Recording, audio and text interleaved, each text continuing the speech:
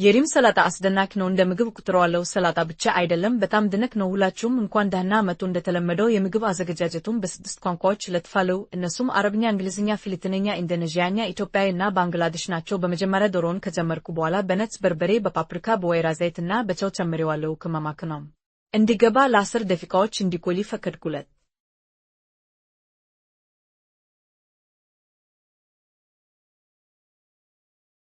ቀጥሎም ዳቦውን አዘጋጂ። ከትን ኮርኖ በወይራ ዘይትና በቲም ከባውትና ምድጃ ውስጥ አስቀመጥኩት። ቶሎ ስለሚቦካና ስለሚጠነክር በቅርበት ይከታተሉት። ዳቦውን መጋገር ከጨረስን በኋላ በዶሮ እንጀምራለን። በከፍተኛ ሙቀት ላይ ድስት በምድጃ ላይ አደረግኩ። የወይራ ዘይት ጨምሬ ዶሮውን እንዲህ አበስለዋለሁ። ግማሽ እስኪበስልና ነጭ እስኪሆን ድረስ አበስለዋለሁ።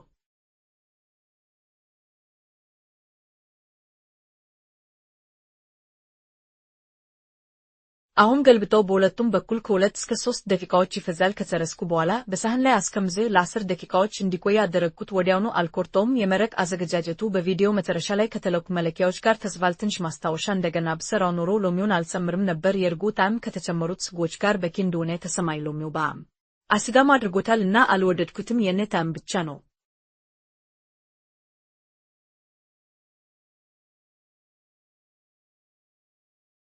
እሺ፣ አሁን ሰላጣውን በዚህ መንገድ እንቆርጣለን። የላይኛውንና የታችኛውን ጠርዞች አስወግጄ ወደ ትላልቅ ቁርጥራጮች እቆርጣለሁ። ትናንሽ ሳይሆን። ከዚያም ዶሮውን መቁረጥ እና በሰላጣ ጎድጓዳ ሳህን ውስጥ አዘጋጃለሁ። እያንዳንዱን ንብርብር በማሰብለል 2 ጎድጓዳ ሳህኖችን ማስቀመጥ ወዳለው ሰላጣ ዶሎ ድሬሲንግ። ሰላጣ ዶሎ ድሬሲንግ። በመጨረሻም ዳቦውን ተመርቆ እና በረም እንጀራውን ስናቀርብ የሰበረውን ታዋቲ ዘዴ ሰራን። ይደሰቱ።